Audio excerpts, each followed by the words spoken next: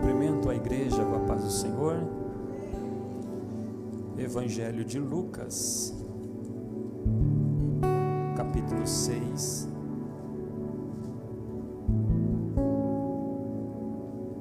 versículo 12.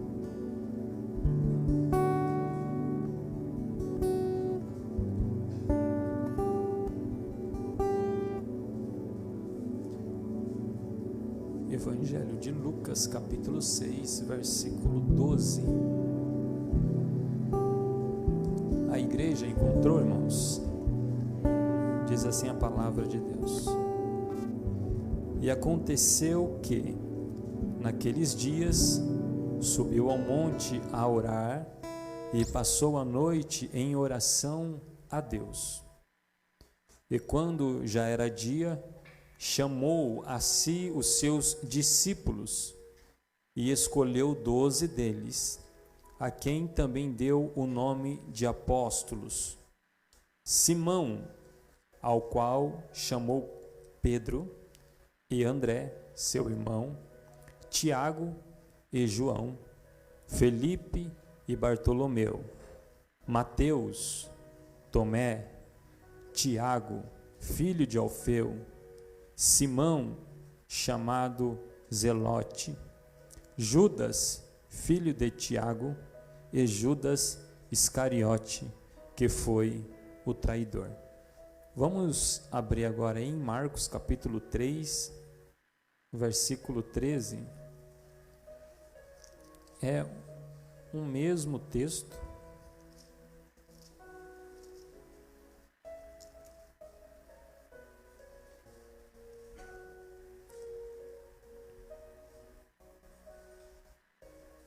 É o mesmo texto.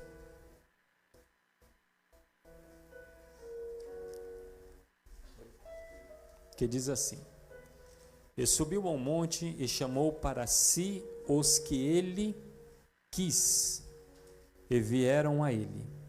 E nomeou 12 para que estivessem com ele e os mandassem a pregar, e para que tivessem o poder de curar as enfermidades e expulsar os demônios. Amém, meus irmãos? Pode se assentar em nome de Jesus.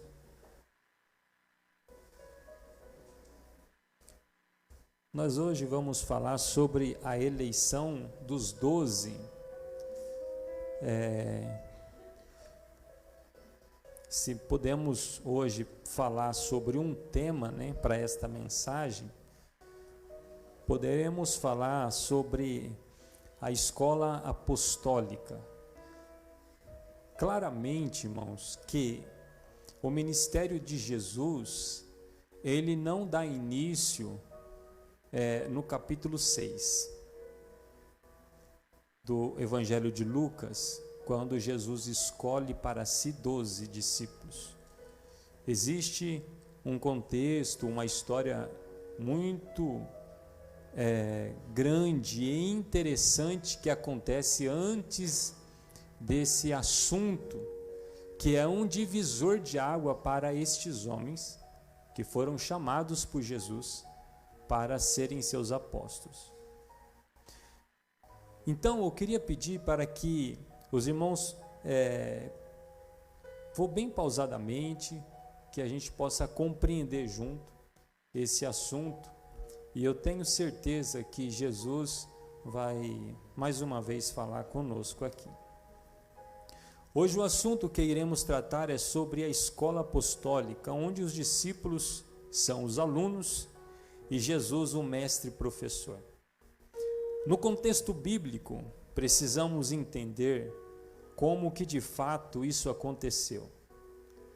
Jesus tem 3 anos e meio de um ministério aparente, existente, patente. Isso nós aprendemos já há muito tempo. Ou seja, inicialmente, diante do seu povo, Jesus inicia o seu ministério em Nazaré. E com o passar do tempo, essa fama percorre por todas as sinagogas. Então existe um período entre a ascensão de Jesus, a ascensão do ministério de Jesus e a escolha dos apóstolos. Desde o momento em que Jesus começou seu ministério público na cidade natal de Nazaré, ele foi um motivo de enorme controvérsia. O apoio de sua própria comunidade literalmente tentou matá-lo, logo após a sua primeira mensagem pública na sinagoga. Todos nós sabemos que há um período, uma lacuna, vamos assim dizer, se é que possamos colocar esta palavra, entre o período da infância de Jesus e a sua fase adulta. Vemos alguns lampejos, o nascimento de Jesus, a apresentação de Jesus.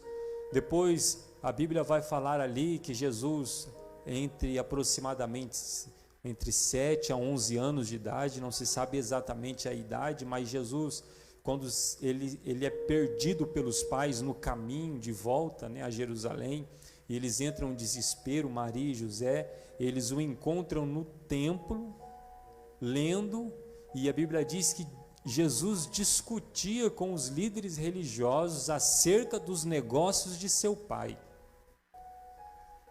Então, só que aí a Bíblia já apresenta Jesus com a idade aproximadamente de 30 anos, que é o período em que Jesus ele vai ao caminho do batismo para ser batizado por João Batista. A Bíblia também demonstra o período em que Jesus ele sofre a tentação no deserto, onde ele é tentado pelo diabo. Existe então esse período bíblico onde a Bíblia não entra com propriedade sobre as fases de Jesus, mas todos nós sabemos que Jesus morreu com 33 anos e meio, e que entendemos que Jesus teve 3 anos e meio de ministérios, não é? Patente, existente, curando e tudo mais. E é interessante porque quando nós lemos a palavra de Deus, Jesus ele começa a ser conhecido não pelo milagre que ele fazia, não pelos prodígios que ele realizava. A Bíblia deixa claro que Jesus era conhecido pelos ensinamentos que ele dava.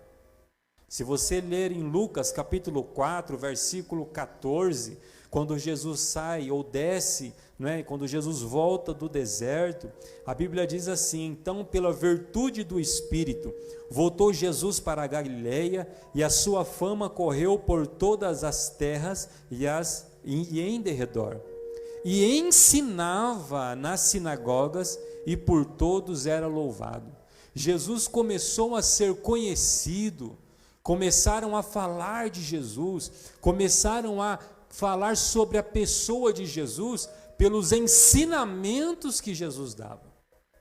Porque ele volta do deserto, a Bíblia diz que ele vem ali sendo conduzido, guiado pela virtude do Espírito de Deus. Só que o período então em que Jesus precisa levantar os seus discípulos, porque você e eu precisamos entender nessa noite que aquilo ali era uma necessidade urgente que Jesus precisava naquele momento. Porque desde o início do ministério de Jesus, já era patente a questão de que queriam urgentemente matá-lo. A perseguição ou o desejo de matar Jesus, ela não se inicia alguns momentos antes da cruz, alguns meses antes da cruz, não. Desde o seu início do seu ministério, já desejavam matá-lo, justamente porque percorria por todas as aldeias a fama de Jesus. E isso foi se aprofundando cada vez mais. Para a gente ter como base um texto, e nós estamos contextualizando aqui Jesus, antes dele escolher para si os seus discípulos, nós vamos ler em Lucas capítulo 4,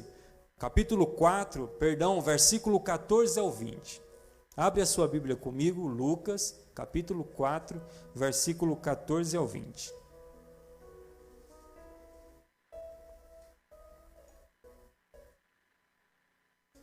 que diz assim: então Jesus, no poder do Espírito, regressou para a Galiléia, e a sua fama correu por toda a circunvizinhança, e ensinava nas sinagogas, sendo glorificado por todos.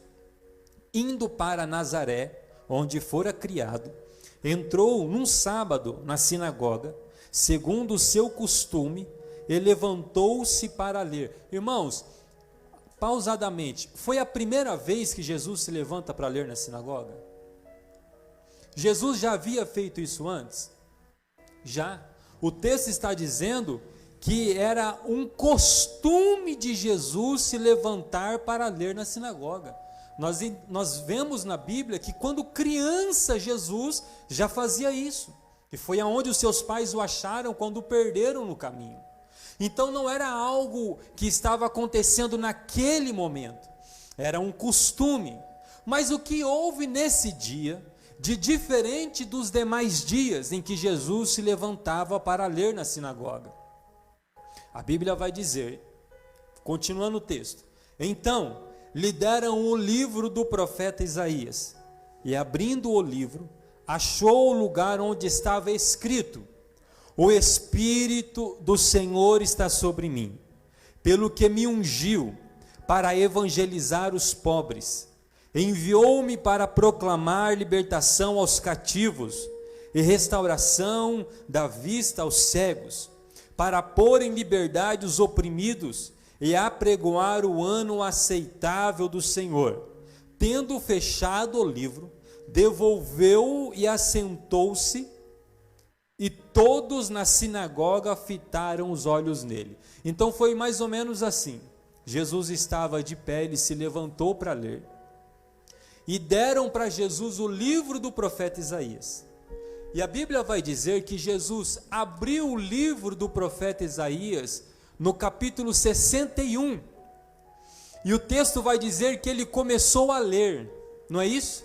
E ele vai dizer lá que o Espírito do Senhor estava sobre mim, e o Senhor me ungiu para levar a mensagem aos cativos, não é, curar os quebrantados de espírito, dar as vistas aos cegos, libertar os cativos.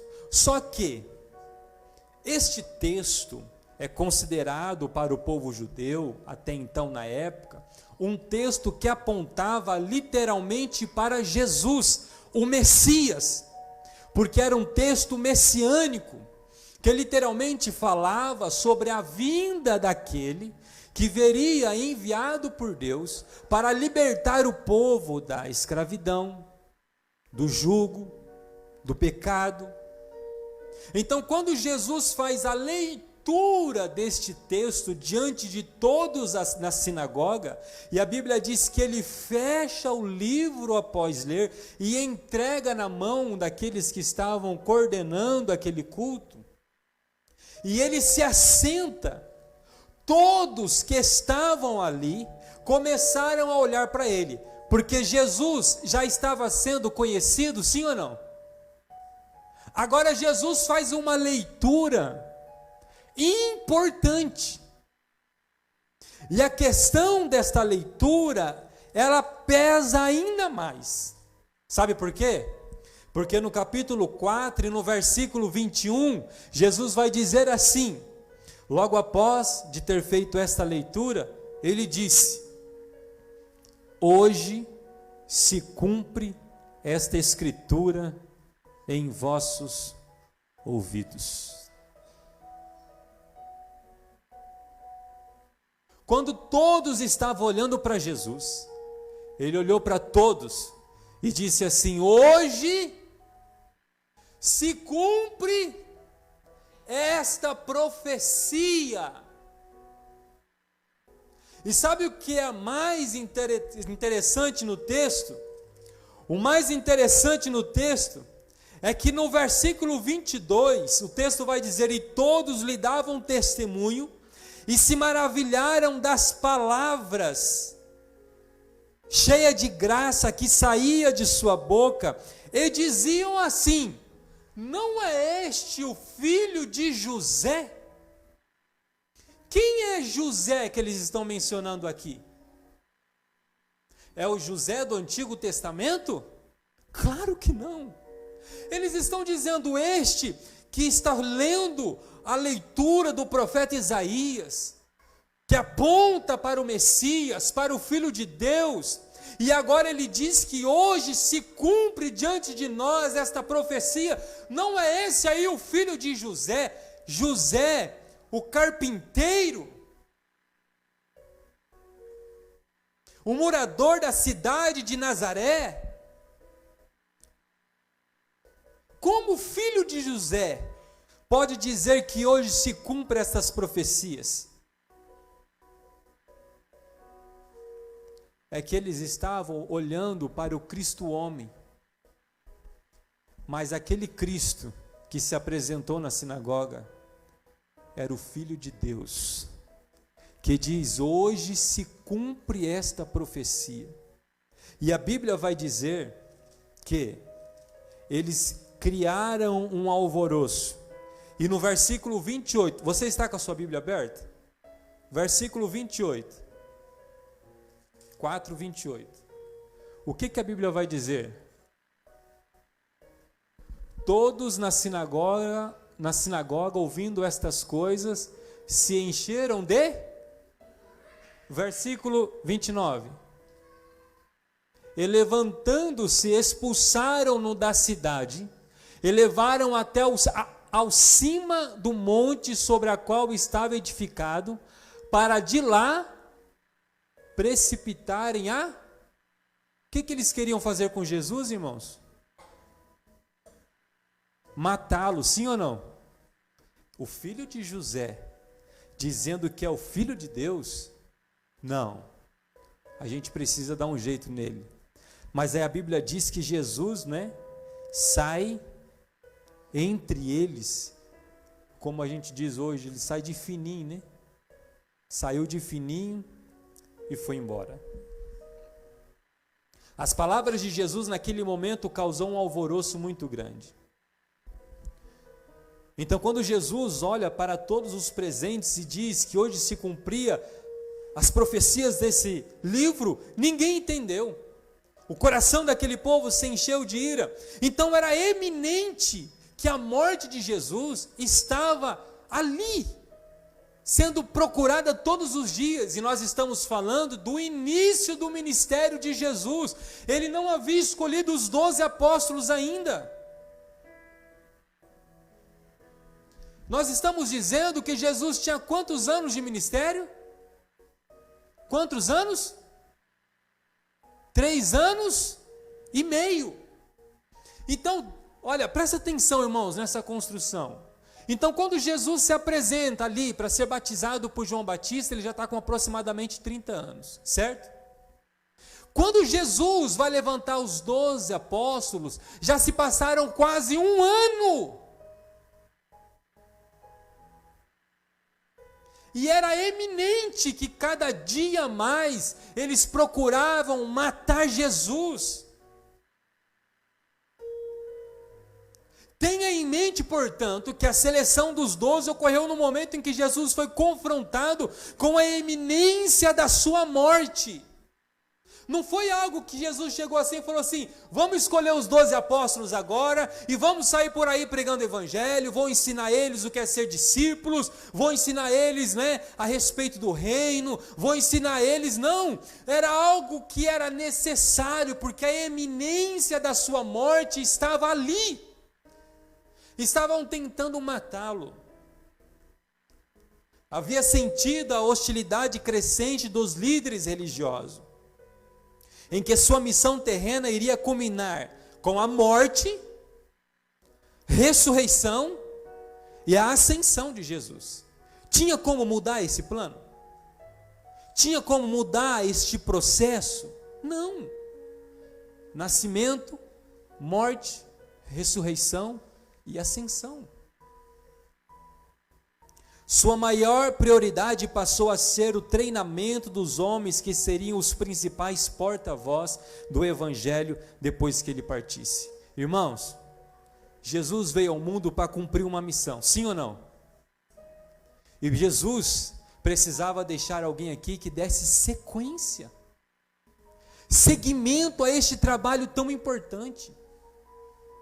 Graças a Jesus, que morreu na cruz do Calvário, que veio ao mundo, morreu em meu e em seu lugar, que nós estamos aqui, mas também aos discípulos, que deram seguimento a este trabalho tão importante, não esmoreceram na fé, continuaram a pregação do Evangelho, e nisso a igreja continuou sendo instruída pela palavra de Deus. Ainda outra realidade impressionante nesta questão. Quando Jesus escolheu os 12 para serem seus representantes oficiais, pregadores do Evangelho, que levariam consigo tanto a mensagem quanto a autoridade de Cristo, ele não escolheu um rabino, um escriba, um fariseu, um saduceu, nem escolheu um sacerdote. Nenhum dos homens selecionados por ele vinha de uma instituição religiosa. A escolha dos 12 apóstolos foi um julgamento contrário ao judaísmo institucionalizado. Esse foi um dos únicos motivos pelas quais Jesus não me escolheu um líder religioso reconhecido. Em vez disso, selecionou homens que não eram treinados em teologia. Eram homens pescadores, coletores de impostos, e todos estes homens eram comuns. Na necessidade de levantar discípulos, apóstolos, Jesus não foi lá e escolheu os líderes religiosos, os fariseus, que conheciam a Bíblia, a Torá, as leis, que andavam ornamentados, com textos do Antigo Testamento estampados em suas roupas, que eram religiosos. Ele não escolheu homens com posições políticas, ele não escolheu homens com a alta cúpula, renomados. Jesus foi na contramão de tudo isso. Eles escolheram homens comuns, pescadores, que eram conhecidos na Bíblia como homens indoutos, ou seja, sem conhecimento algum, literalmente despreparados. Alguns, o que sabiam fazer era pescar. No Evangelho de Marcos, no capítulo 3 e no versículo 13, a Bíblia vai dizer: depois subiu ao monte e chamou o que ele quis, certo? Os que ele quis. O Evangelho de Lucas, no capítulo 6, irmãos, e no versículo 12, se você prestar muita atenção no texto, a Bíblia vai dizer assim, e aconteceu que naqueles dias, subiu ao monte a orar, e passou a noite em oração. Quando já era dia, chamou os seus discípulos, e escolheu 12 deles. Só havia 12 com Jesus ali? Se ele escolheu 12 dos discípulos, Jesus só tinha 12 seguidores? Tinha mais ou não? Jesus era um homem conhecido. Jesus era uma pessoa que até então, vamos usar o termo fama, no que diz respeito a reconhecimento. Mas havia mais pessoas que o seguiam. E dentre aqueles, a Bíblia diz que Jesus escolheu 12 homens. Homens comuns, como eu e você, que não tinham absolutamente nada de diferente. As palavras de Marcos deixam claro que a escolha de Jesus foi feita pelo que ele quis. Como vemos acima, os critérios usados por Jesus para chamar alguém para o ministério apostólico são bem diferentes das qualificações humanas. Talvez, se fosse eu ou você para escolher os 12 apóstolos, qual o critério que usaríamos? Qual seria o meu critério? Qual seria o nosso critério? Mas Jesus foi na contramão. Ele escolheu homens comuns e simples.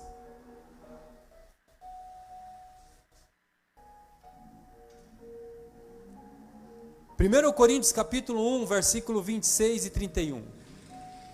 Irmãos, reparai, pois, na vossa vocação, visto que não foram chamados muitos sábios segundo a carne, nem muitos poderosos, nem muitos de nobre nascimento, pelo contrário, Deus escolheu as coisas loucas do mundo para envergonhar os sábios, e escolheu as coisas fracas do mundo para envergonhar as fortes, e Deus escolheu as coisas humildes do mundo e as desprezíveis, e aquelas que não são, para reduzir a nada as que são, a fim de que ninguém se vanglorie na presença de Deus.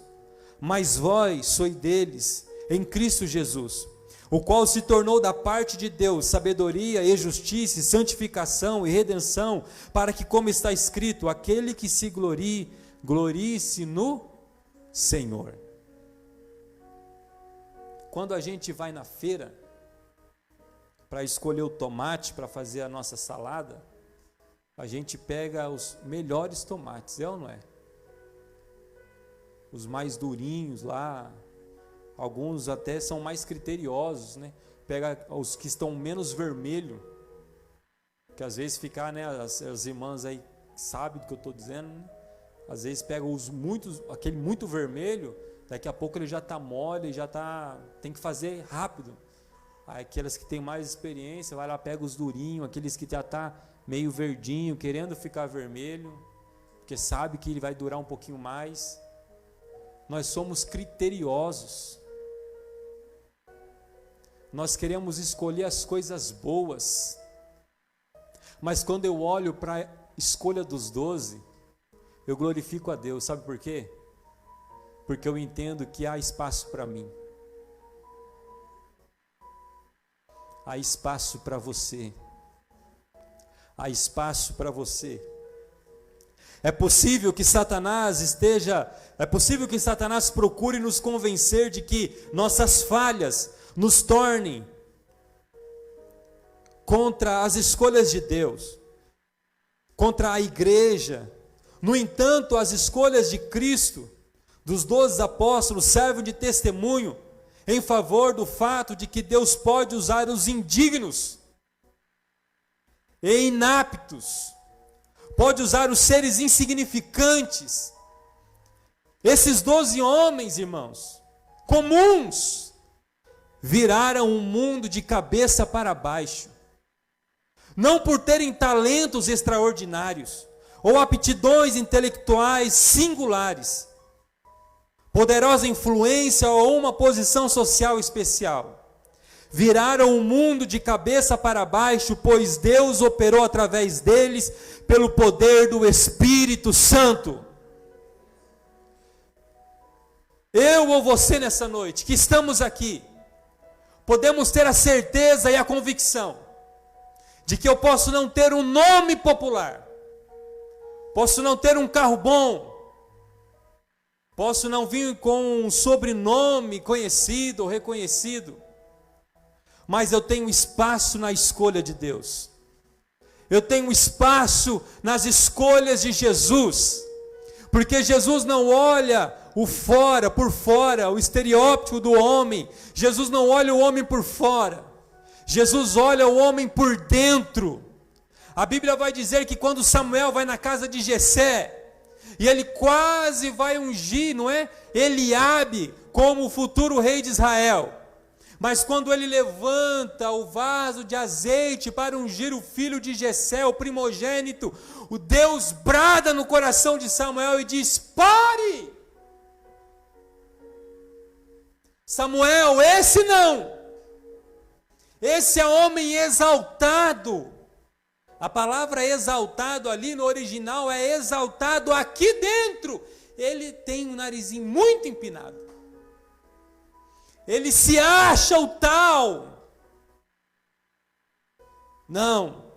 Quem eu escolhi não está nem na casa. Ele foi desprezado pelos pais.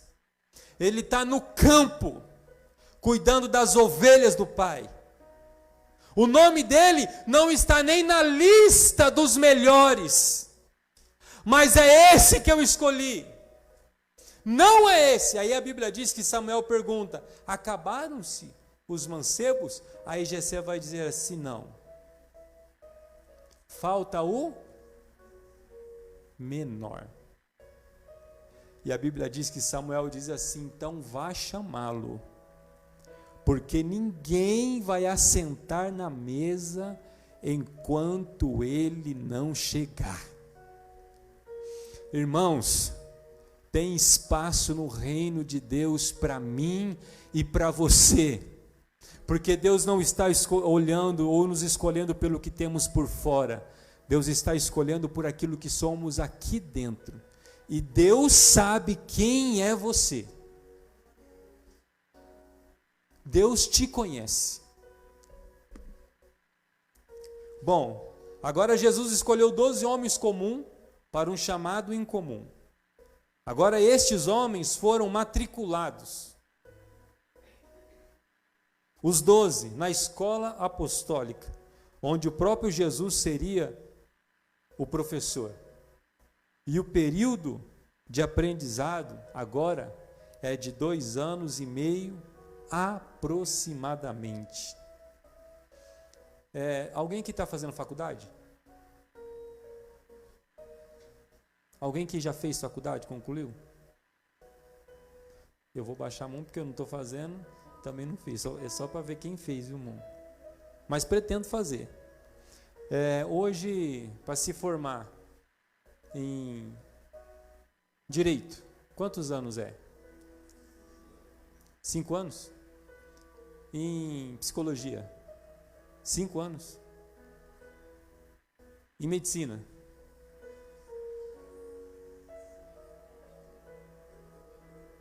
5 e mais 2 anos de residência, então são 7. 7 anos para formar alguém, né? Isso porque num percurso aí precisa ter o tal do estágio, né? Necessidade do estágio, né? Para conseguir alcançar lá o diploma final. Jesus tem 2 anos e meio, com uma baita pressão nas costas das pessoas que desejam matá-lo, para forjar o caráter de 12 homens e preparar eles para simplesmente ser seu sucessor. Os irmãos acham que essa tarefa seria uma tarefa fácil? Alguém aqui conhece um pouquinho da história de Pedro?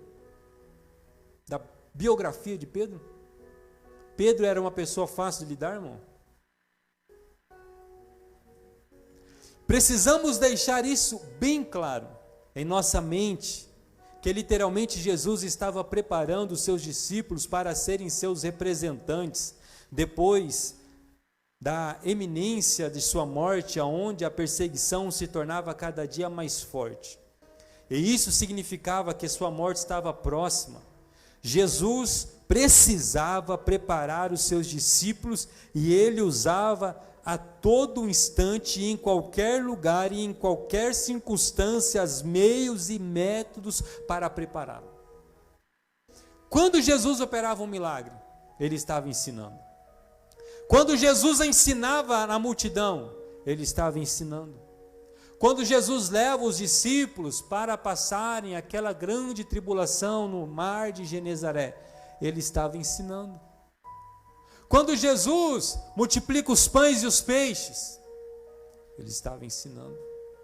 Ele estava preparando os seus discípulos, forjando o caráter dos seus discípulos. Agora, o processo de aprendizado dos discípulos foi fácil? Sim ou não? Os irmãos acham que foi fácil? Claro que não. Em primeiro lugar, faltava-lhes o entendimento espiritual. Eram lentos para ouvir e compreender. Em vários momentos foram grosseiros com Jesus. Em vários momentos. Ineptos, estúpidos com Jesus e cegos. Como Jesus remediou essa falta de entendimento espiritual. Sabe como Jesus remediou tudo isso, irmãos? Quando Jesus ia ensinar e eles eram grosseiros, quando Jesus ia instruir, eles eram estúpidos, cegos com Jesus. Talvez se fosse eu, a gente diria assim: eu não quero saber mais, eu abro mão. Mas sabe como ele resolveu tudo isso? Ele continuou ensinando. Ele continuou ensinando. Ele continuou ensinando. Olha que interessante. Mesmo depois da ressurreição, Jesus ficou quantos dias depois da sua ressurreição na terra? Quantos dias Jesus ficou? 40? Jesus ficou 40 dias depois da sua ressurreição. E olha o que a Bíblia diz em Atos capítulo 1, versículo 3. Diz que ele gastou este tempo falando das coisas concernentes ao reino de Deus. Ainda estava ensinando com persistência até o momento da sua ascensão aos céus. Talvez se fosse eu ou você, já teríamos dito, ou colocado de lado, ou até mesmo disséssemos: esse aí não tem jeito, eu abro mão dele. Mas Jesus não abriu mão dos seus discípulos. Eu vou dizer de novo: Jesus não abriu mão dos seus discípulos. E Ele não abre mão de mim e de você. Mesmo nós errando e se arrependendo, Jesus não abre mão de nós. Ele disse: aqueles que vieram a mim, de maneira nenhuma eu os lançarei fora. Agora eu tenho uma pergunta para os irmãos. Os irmãos sabem qual era o nome dos 12 apóstolos? Alguém se lembra? Então a gente vai falar todo mundo junto para ver se a gente consegue decorar, sim ou não? Jesus chamou 12 apóstolos, certo? Então, primeiro, Pedro, diga Pedro. André. Tiago. João. Felipe. Vou parar nisso aqui. Vocês conheciam isso aqui, ó? Bartolomeu.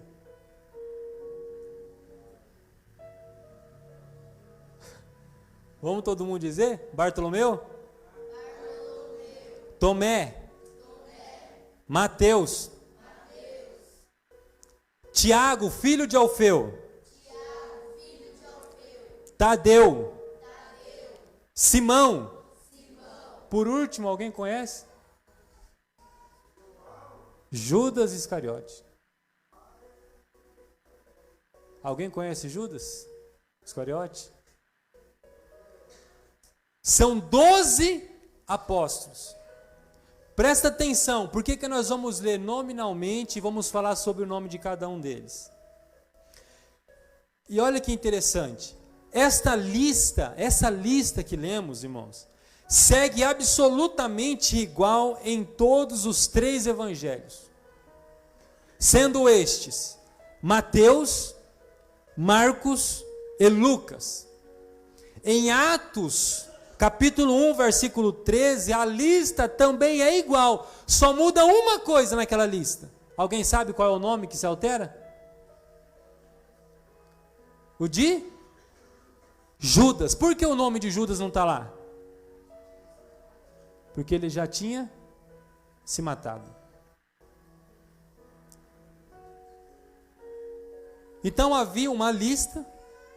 Essa lista ela segue em Mateus, Marcos e Lucas e também em Atos. Só muda um nome em Atos, que é o nome de Judas.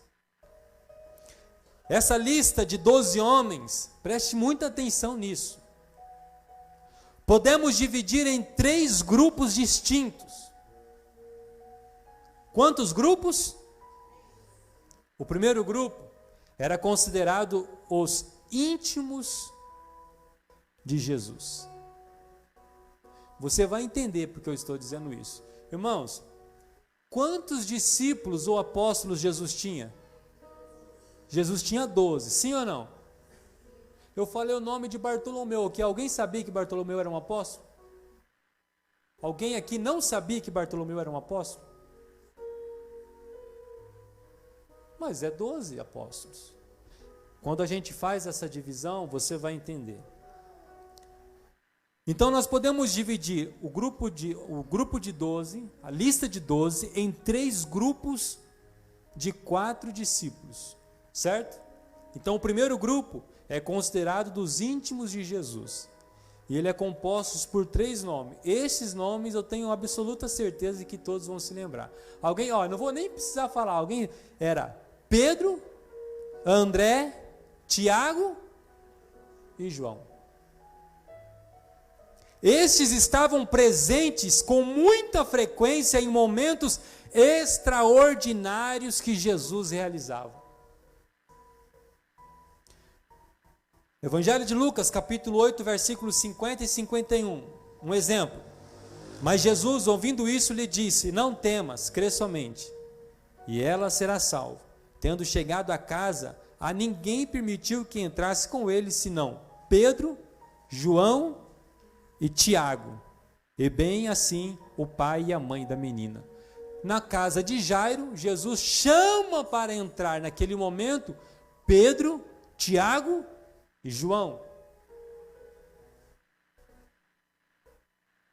O mais impressionante deste grupo, preste atenção, é que os íntimos de Jesus sempre viram, ouviram e receberam o que os outros não receberam. Mas passaram a ter conhecimento através deles. Veja um exemplo. Lucas 9:20.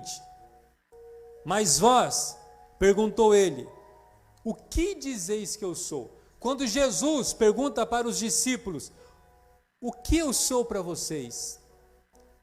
A Bíblia vai dizer que Pedro disse, tu és o Cristo, o Filho do Deus vivo. Existe uma certeza nisso. Quanto mais intimidade eu tenho com Ele, mais experiência eu tenho com Ele.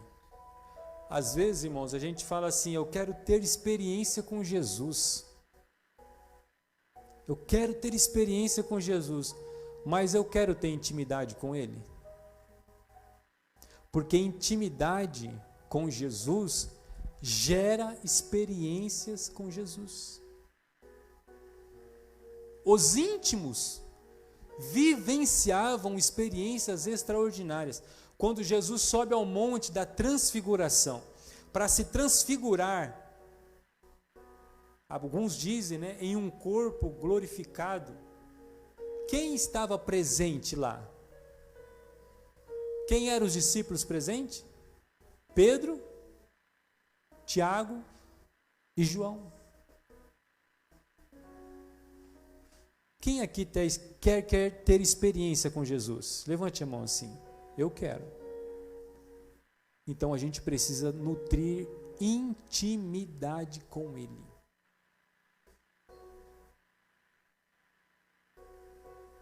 O segundo grupo não era apenas um grupo, mas este grupo estava um pouco distante do relacionamento e intimidade com Jesus. Neste grupo, que é o segundo grupo, temos Felipe, Bartolomeu, Mateus e Tomé. É um grupo um pouco distante da intimidade com Jesus. Vamos ver um exemplo de um desses que pertenceu a esse grupo. João 14, no versículo 6 ao versículo 10. Respondeu-lhe Jesus: eu sou o caminho, a verdade e a vida. Ninguém vem ao Pai senão por mim. Se vós tivesse conhecido, conhecerias também a mente do Pai. Se vós me tivesse conhecido, conhecereis também a mente do Pai.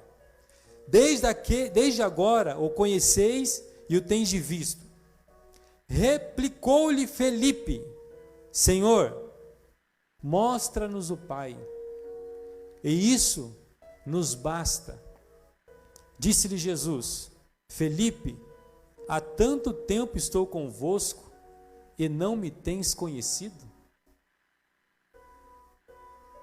Esse grupo, um pouco mais distante, tinha dúvidas de quem era ele, Jesus. Eu não sei o caminho, nem sei para onde vais. Jesus olhou para eles e diz assim: há tanto tempo comigo e não sabes o caminho.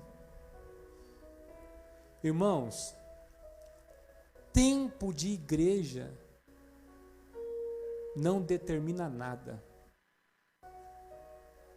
Não adianta ter 30 anos de congregação e não ter um dia de intimidade com Jesus. Paulo, infelizmente, quando foi tratar com a igreja de Coríntio, ele teve que descrever para eles e chamá-los de meninos, tendo que dar leite, porque eles não cresceram na fé.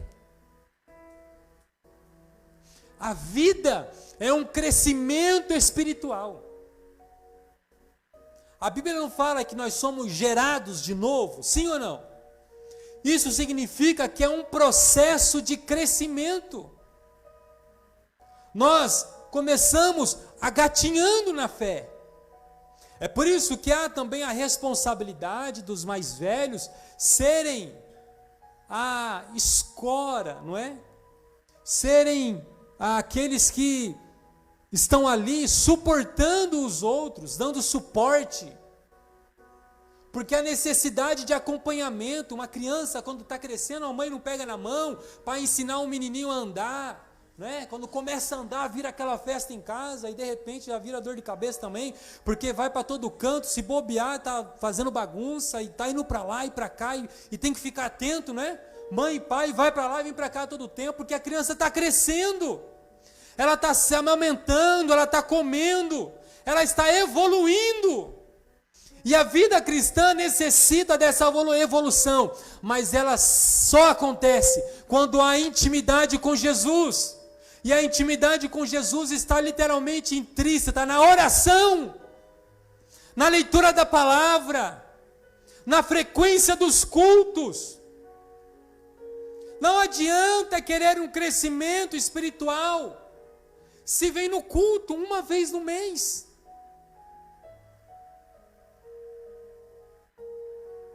Não adianta. Eram 12 apóstolos, mas havia um grupo que estava um pouco mais distante no que diz respeito à intimidade. Vocês se lembram do primeiro grupo dos íntimos? Quando Jesus estava reunido na última Santa Ceia, e Jesus diz assim: olha, um de vós há de me trair. Jesus não faz essa pergunta? E a Bíblia diz que eles começaram a cochichar entre eles, e eles acenam para quem? Para João, que é o íntimo, e diz assim: oh, pergunta para ele, quem é? E a Bíblia diz que João, debruçado ao peito do seu mestre, pergunta: quem é, Senhor? E aí Jesus vai dizer: aquele a quem eu molhar o bocado e dar-lhe comer, a de comer. Os íntimos sempre estão ali. Estou fazendo essa divisão para a gente colocar em nossa mente qual grupo eu estou pertencendo. O terceiro grupo é considerado o grupo bem distante da intimidade de Jesus. E neste grupo tem Tiago, filho de Alfeu, Tadeu, Simão e Judas Iscariote. Estava ali, entre os 12. Mas no que diz respeito à intimidade com Jesus, estavam sempre bem distantes. Vejamos um exemplo. João capítulo 12, versículo 4 ao 6. Mas Judas Iscariote, um dos de seus discípulos que estava para traí-lo, disse: por que não se vende este perfume por 300 denários e não se dê aos pobres? Isto disse ele, não porque tivesse cuidado dos pobres, mas porque era ladrão, e tendo a bolsa, tirava o que nela se lançava. Ele era o tesoureiro, o interesse dele não era que ela desse o dinheiro para os pobres, mas porque ele estava interessado no lucro que entraria se ela vendesse aquele perfume caro. Materialista.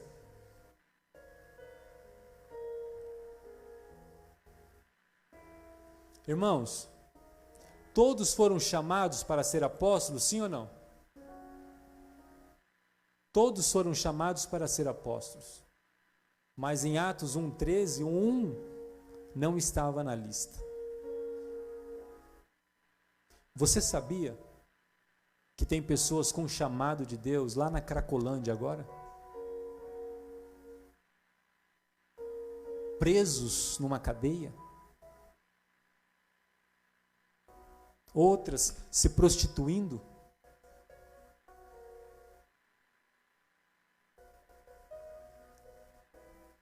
Precisamos ter em mente que uma coisa é o meu chamado, preste atenção, e outra coisa é a minha intimidade com Deus. Nem todos foram chamados para ser um pastor presidente, nem todos têm um chamado para ser um missionário, nem todos têm um chamado para ser um líder, nem todos têm um chamado para estar num púlpito pregando a palavra ou ser um pastor. Nem todos têm essa vocação, porque a Bíblia deixa isso muito claro. Uns chamou para ser apóstolos, outros para ser doutores, outros para ser profetas, outros ensinadores. Há uns chamados específicos para cada um. Só que tem uma coisa, tem muitos que têm chamados de Deus e estão terminando a sua vida na beira da sarjeta. E tem outros que não têm chamados específicos, mas morreram agarrados em Jesus, porque o que manteve ele firme não é o seu chamado, o que manteve ele firme é a sua intimidade com o seu Senhor. É isso que mantém o cristão firme, é a sua oração, é a sua comunhão. Nomenclatura, carteirinha é importante para algo interno, ministerialmente, não é? Quando a gente vai para a reunião de obreiro, a carteirinha lá de presbítero precisa ser apresentada para dar baixa, para mostrar que nós estivemos presentes na reunião, a carteirinha pastoral, mas isso não sustém a minha vida espiritual. O que sustenta a minha vida espiritual é a minha intimidade com Jesus. Sabe o que eu acho lindo na Bíblia? Que Jesus recebeu um ministério, um chamado específico. Ele veio com um propósito único. E nós lemos aqui Isaías 61. Em algum momento Jesus deixou de falar com Deus? Em algum momento Jesus deixou de manter comunhão com o Pai? Em algum momento você vê Moisés sendo chamado para ser o libertador do Egito, ou aquele que lideraria o povo para sair do Egito? Em algum momento você vê Moisés parar de ter comunhão com Deus? Em algum momento você vê Abraão deixar de ter comunhão com Deus? A Bíblia vai dizer que Isaías, o profeta Elias, falava com Deus face a face. Elias é considerado o profeta do fogo, ou aquele que orava e Deus mandava fogo, mas a Bíblia diz que ele mantinha a sua comunhão com o Pai. Em nenhum momento eles perderam a comunhão, porque o que sustentava eles não era o chamado, mas era a intimidade com o seu Senhor. Pelo contrário de tudo isso, a Bíblia vai falar de um homem chamado Sansão, que foi separado do ventre da sua mãe, mas perdeu a comunhão, perdeu a intimidade, e o final do seu ministério foi ser morto cego, sendo um alvo de zombaria, e o que caiu sobre ele foi a graça de Deus, porque ele se arrependeu. O que sustenta um cristão não é o seu chamado, mas é a sua intimidade com o seu Senhor. É a intimidade com Jesus.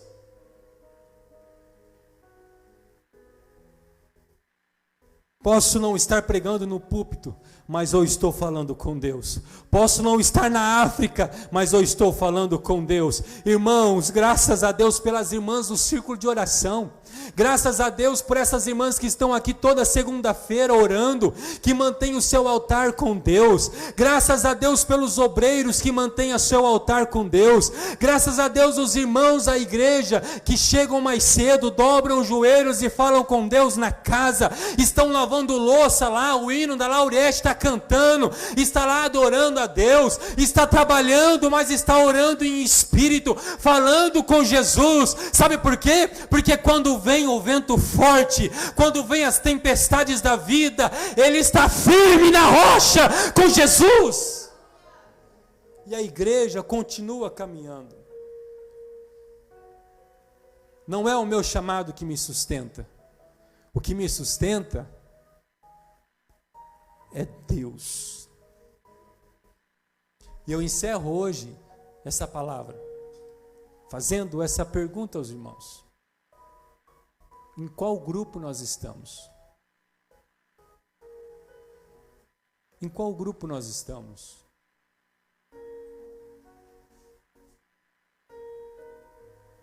Hoje é a noite de nós fecharmos os nossos olhos e pensarmos bem.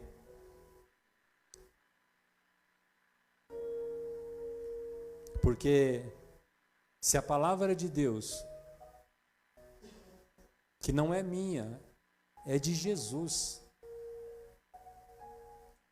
Eu não vim aqui pegar o jornal de sexta-feira e ler para os irmãos. Nós viemos aqui e pregamos a palavra de Deus. Se isso não causa mais em nosso coração temor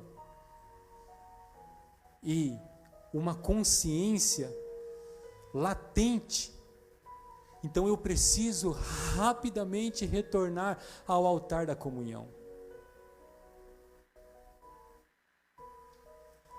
Porque isso é um sinal claro que eu estou muito distante da intimidade com o meu Senhor. Muito distante.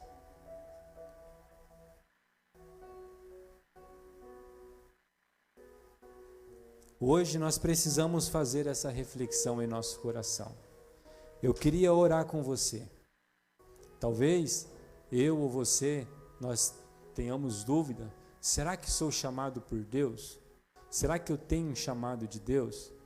Nós não aprendemos hoje que Jesus escolheu homens comuns, que não tinham nenhuma qualificação específica, mas Jesus transformou eles, porque a Bíblia diz que a nossa capacidade vem de Deus.